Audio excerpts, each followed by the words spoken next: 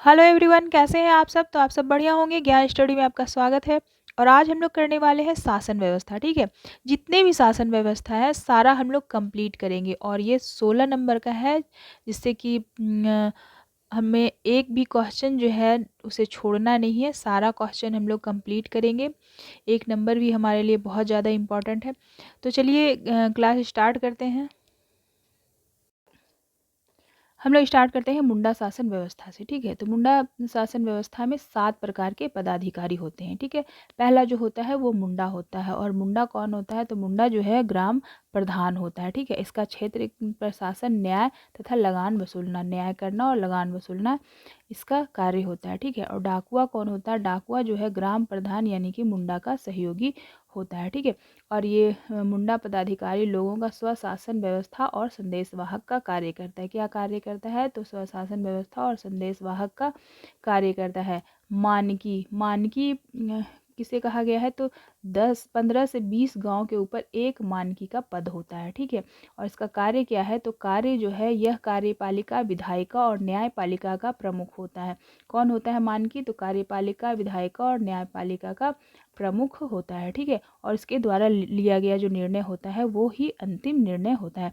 मानकी के बैठक में कौन होता है? तो मुंडा और डाकुआ दोनों ही होता है। ठीक है, और आगतों के मामलों में सबकी सहमति से मानकी अंतिम फैसला देता है। ठीक है,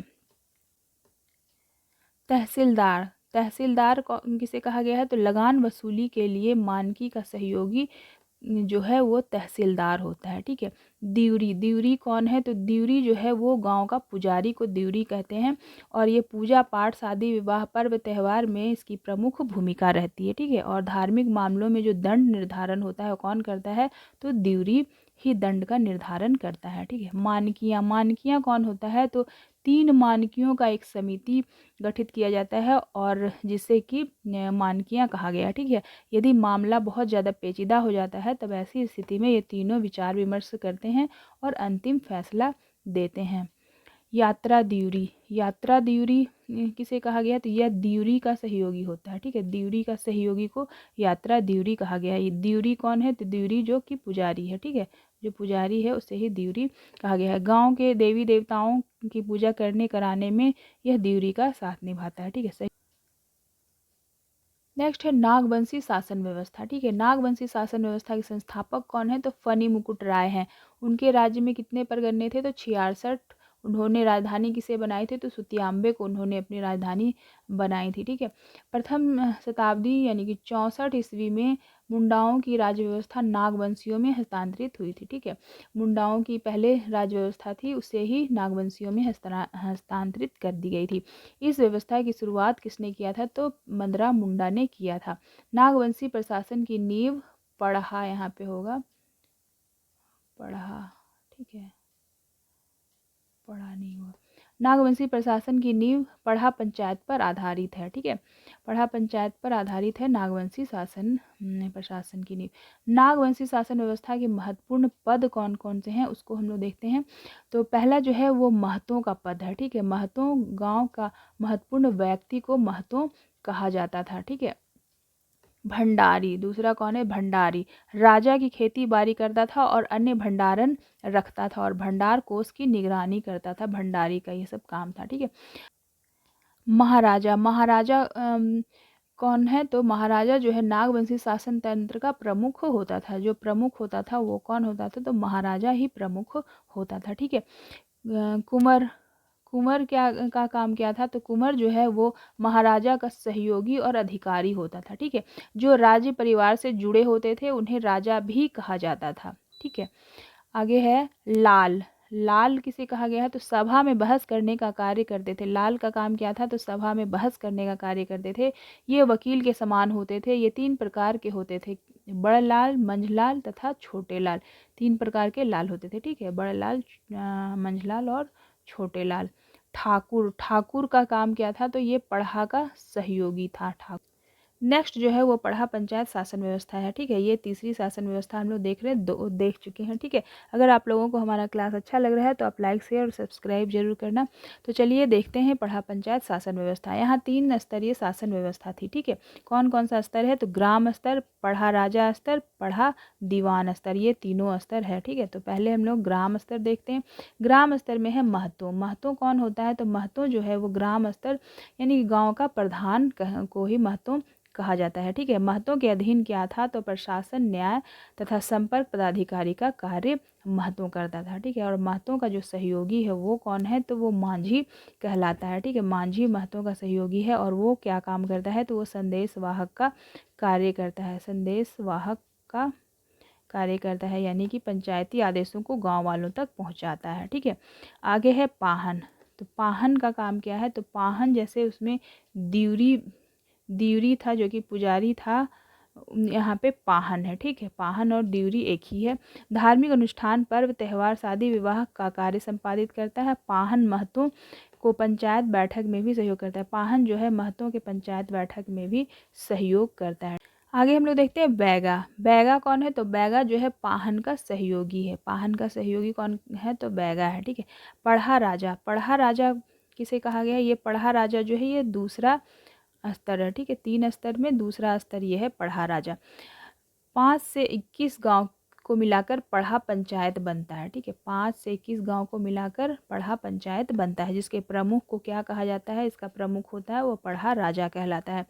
उसके बाद आता है पढ़ा दीवान। ये तीसरा स्तर है। तीसरा स्तर है पढ़ा दीवान। ठीक है, तो पढ़ा दीवान में क्या होता है? पढ़ा दीवान जो है सर्वोच्च पदाधिकारी पदधारी होता है। पढ़ा दीवान कौन होता है? तो सबसे ऊपर का जो पदधारी होता है वो पढ़ा दीवान होता है, जिसके द्वारा लिए गए निर्णय ही अंतिम निर्णय होते हैं। यह एक तरह से सुप्रीम कोर्ट की तरह कार्य करता है। सुप्रीम कोर्ट की तरह पढ़ा दीवान कार्य करता है। पढ़ा शासन व्यवस्था में महिला व पुरुष दोनों पंचायत में उपस्थित हो सकते हैं। इसमें पढ़ा शासन व्यवस्था में क्या है कि महिला व पुरुष दोनों पंचायत में उपस्थित हो सकते हैं। चौथा शासन व्यवस्था है मांझी मानकी शासन व्यवस्था। ठीक है, मांझी मानकी शासन व्यवस्था है। इसमें देखते हैं कौन कौन आता है इस शासन व्यवस्था में। तो मांझी। मांझी कौन है? तो गांव का प्रधान होता है मांझी। यह गांव के आंतरिक एवं बाहर मतलब अंदर और बाहर दोनों प्रकार की शासन व्यवस्था हेतु गांव का प्रतिनिधित्व करता है। ठीक है, मांझी गांव का प्रशासनिक एवं न्यायिक मुख्य होता है तथा उसे लगान लेने का भी अधिकार है। मांझी को जो है लगान लेने का भी अधिकार है। प्राणिक। प्राणिक क्या है? तो प्राणिक को उपमांझी कहा गया है। ठीक है, उपमांझी किसे कहा गया है? तो प्राणिक को कहा गया है। मांझी की अनुपस्थिति में प्राणिक ही मांझी का काम देखता है। जब मांझी नहीं होता है, उपस्थित नहीं होता है, तो उसकी जगह पे प्राणिक ही काम करता है। ठीक है, प्राणिक किसी अपराध के मामलों में दंड निश्चित करता है। दंड वही माना जाता है जो प्राणिक द्वारा निश्चित किया गया हो, यानी कि प्राणी अपराध के मामलों का दंड निश्चित करता है और फिर जो है प्राणिक द्वारा जो दंड लगाया जाता है वही निश्चित किया जाता है।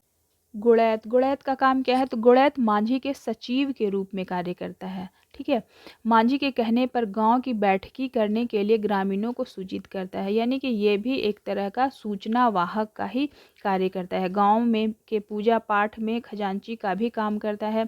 गांव में पूजा पाठ में खजांची काम करता है, चंदा इकट्ठा करता है, पर्व त्योहारों के बारे में गांव को सूचना देता है। ठीक है, यानी कि संदेश वाहक का कार्य करता है। गुड़ैत को पूरे गांव की जनसंख्या तथा परिवार की जानकारी होती है, यानी कि उसके पास जनसंख्या और परिवार में कितने सदस्य हैं ये सभी जानकारी उनके पास होती है। जोग मांझी। जोग मांझी कौन है? तो जोग मांझी जो है वो मांझी का उप सचिव है। ठीक है, उप सचिव है जोग मांझी। गांव के शादी विवाह का हिसाब किताब भी जोग मांझी के पास रहता है। यह युवाओं का नेता भी है। जोग मांझी जो है वो शादी विवाह में लड़का लड़कियों के नेतृत्व भी करता है। शादी विवाह के विवादों में जोग मांझी निर्णय भी सुनाता है। जोग प्राणिक। तो जोग प्राणिक का कार्य क्या है? जोग प्राणिक जो होता है वो उपजोग मांझी। ठीक है, उपजोग मांझी, जोग मांझी होगा। ठीक है, उपजोग मांझी है। ठीक है, उपजोग मांझी है। जोग मांझी की अनुपस्थिति में जोग प्राणिक ही कार्यभार संभालता है। ठीक है, आगे है भागदो प्रजा। तो भागदो प्रजा जो है गांव के कुछ प्रमुख सज्जन होते हैं, जो प्रतिष्ठित लोग जो होते हैं, जिनका कि गांव में ज़्यादा सम्मान और इज्जत होता है, वैसे लोग जो है प्रमुख सज्जन हैं, जो गांव के प्रत्येक मामले में विचार विमर्श के लिए सभा में उपस्थित रहते हैं। ठीक है। लासेर टेंगोय। लासेर टेंगोय किसे कहा गया है? तो संगठनात्मक प्रमुख होता है। संगठनात्मक प्रमुख होता है लासेर टेंगोय। ठीक है। जो ग्रामीणों को बाहरी मामलों से सुरक्षा प्रदान करता है।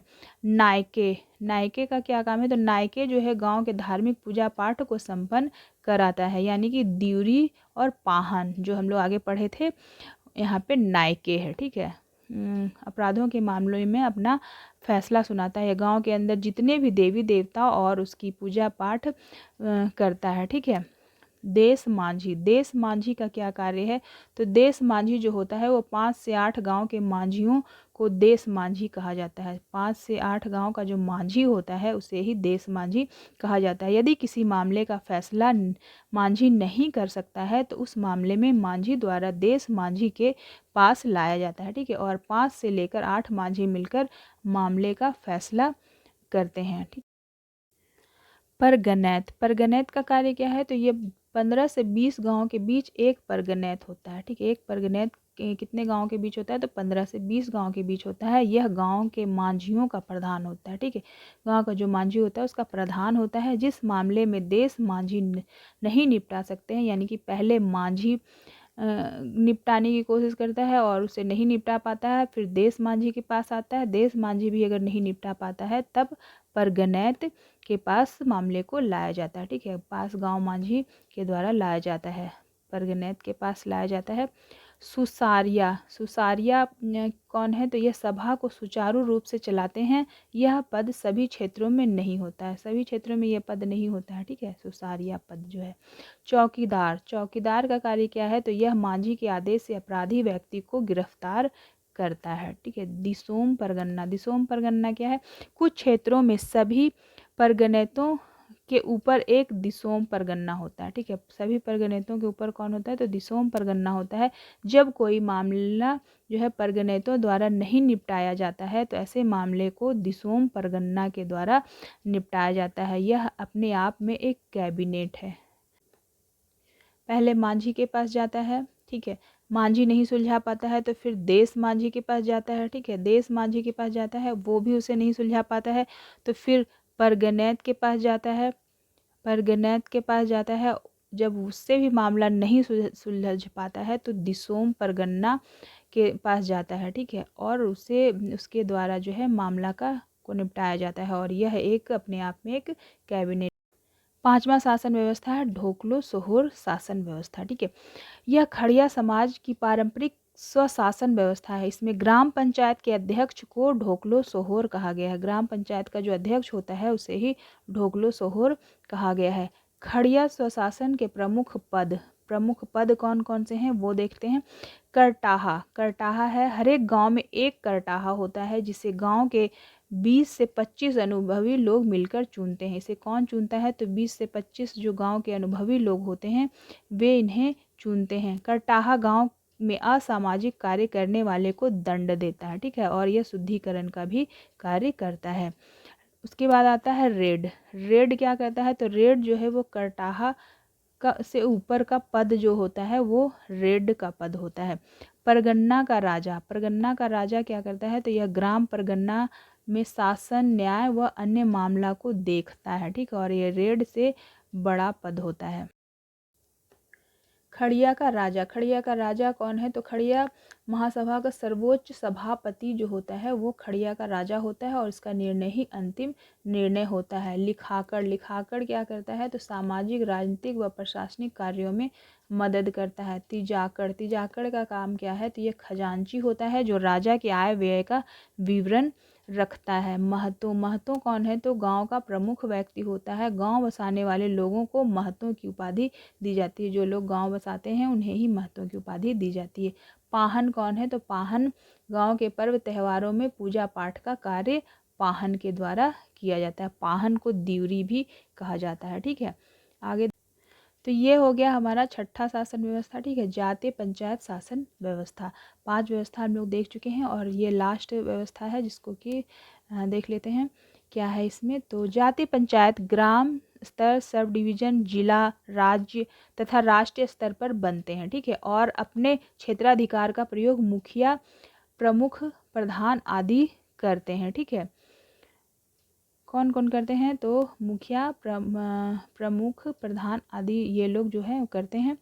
और इसमें हत्या, चोरी, डकैती आदि के मामले जाति पंचायत नहीं देखती। ये सारे मामले जो हैं जाति पंचायत नहीं देखती है, ठीक है। जाति पंचायत में मुख्यतः सामाजिक, जमीन तथा वैवाहिक मामलों का समाधान अधिक होता है। यहाँ पे कौन कौन से मामले जो हैं वो सुलझाए जाते हैं? तो सामाजिक, जमीन तथा वैवाहिक मामलों का समाधान अधिकतर होता है। निम्न जाति जनजाति शासन व्यवस्था, इसके अंतर्गत जो जनजाति आते हैं उनको हम लोग देख लेते हैं उनकी क्या शासन व्यवस्था है। तो पहले है असुर जनजाति। तो असुर जनजाति के गांव में असुरी पंचायत होती है। कैसी पंचायत होती है? तो असुरी पंचायत होती है। महतो, बैगा, पुजारी, गुड़ैत असुरी पंचायत के प्रमुख अधिकारी होते हैं, ठीक है। ये सब जो है प्रमुख अधिकारी हैं। कौन कौन है? महतो, बैगा, पुजारी, गुड़ैत असुरी पंचायत के प्रमुख अधिकारी हैं। पंचायत में 5 गांव के वरिष्ठ नागरिक पंच के रूप में कार्य करते हैं, ठीक है। बंजारा जनजाति। बंजारा जनजाति क्या है? तो बंजारा जनजाति के सामुदायिक परिषद का संचालन कौन करता है? तो नायक करता है। कौन करता है? तो नायक। बथुड़ी जनजाति। बथुड़ी जनजाति के पंचायत का मुखिया देहरी कहलाता है। क्या कहलाता है? तो देहरी कहलाता है बथुड़ी जनजाति के पंचायत का मुखिया। बेदिया जनजाति। बेदिया जनजाति में ग्राम स्तर पर पंचायत का मुखिया प्रधान कहलाता है, ठीक है। ग्राम स्तर पर पंचायत का मुखिया क्या कहलाता है? तो प्रधान कहलाता है। पंचायत का मुखिया प्रधान, महतो, ओहदार के नाम से जाना जाता है। पंचायत का जो मुखिया होता है किस नाम से जाना जाता है? प्रधान या महतो या ओहदार, ये तीनों ही नाम से, तीनों में से किसी भी नाम से जाना जाता है। प्रधान का सहायक गुड़ैत कहलाता है। प्रधान का जो सहायक होता है, जो सहायता करता है, वो क्या कहलाता है? गुड़ैत कहलाता है। इसका मुख्य कार्य संवादों का आदान प्रदान करना है, यानी कि संदेशवाहक का कार्य गुड़ैत करता है। शासन व्यवस्था पर गणैत सबसे बड़ा प्रधान होता है। परगनैत जो होता है वो सबसे ऊपर होता है, ठीक है।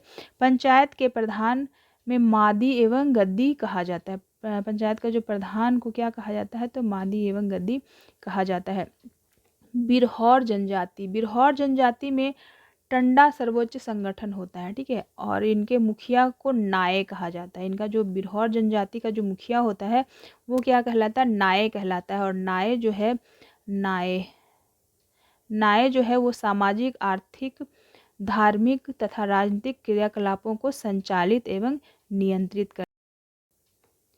बैगा जनजाति। बैगा जनजाति के ग्राम संगठन को मुखिया को मुकद्दम नाम से जाना जाता है। किस नाम से जाना जाता है बैगा जनजाति के मुखिया को? तो मुकद्दम के नाम से जाना जाता है। मुखिया का सहायक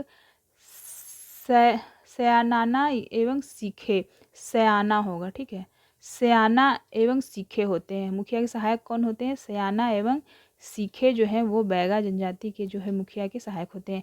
संदेश वाहक को चारीदार कहा जाता है। चारीदार किसे कहा गया है? तो संदेश वाहक को कहा गया है। भूमिज जनजाति। भूमिज जनजाति में जातीय पंचायत के मुखिया को प्रधान नाम से जाना जाता है, ठीक है।